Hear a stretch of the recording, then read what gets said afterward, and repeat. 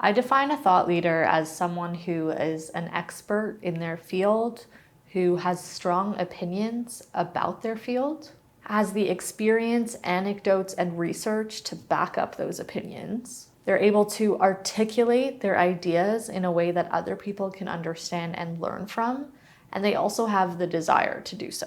To me, that makes a thought leader. Now, I'm certain that anyone watching this is an expert in something. If you have a sibling, if you speak a second language, if you've ever been employed, you can talk about that from your firsthand experience. I'm sure you also have opinions about that. What was it like growing up with a brother? How did speaking multiple languages actually help you in your future? And what was the worst part about working your first 9 to 5? I'm sure with each of those opinions comes a pretty good story or two too.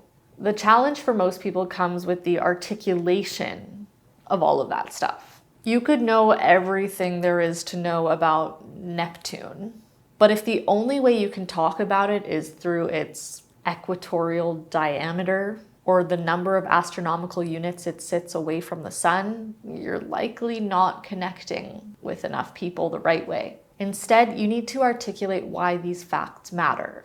How? Make them relative to things we already know. Connect them to some kind of personal story and give us a reason to care. So make them relative to things we already know. Who cares about Neptune's equatorial diameter if I have nothing to compare it to? I can't visualize that on its own. NASA gets this right when they describe Neptune as being 4 times the width of Earth. They also say if Earth were the size of a nickel, Neptune would be the size of a baseball. All of a sudden, I can see that, and wow, Neptune's really big. Connect them with a personal story. What got you into space in the first place? Was there one book you always read as a kid, and maybe the page of Neptune, the blue, really just kind of brought you in? Did you keep going back there? Space is kind of, an obscure thing to be interested in. I mean, it's all relative, but you know what I mean? So explain to us why I should care about something that's so far away that I can't even see when I look up at night. Explain to me why you care. And then lastly, explain why I should care. Why do these facts actually matter? The size of Neptune, the temperature, all of those things.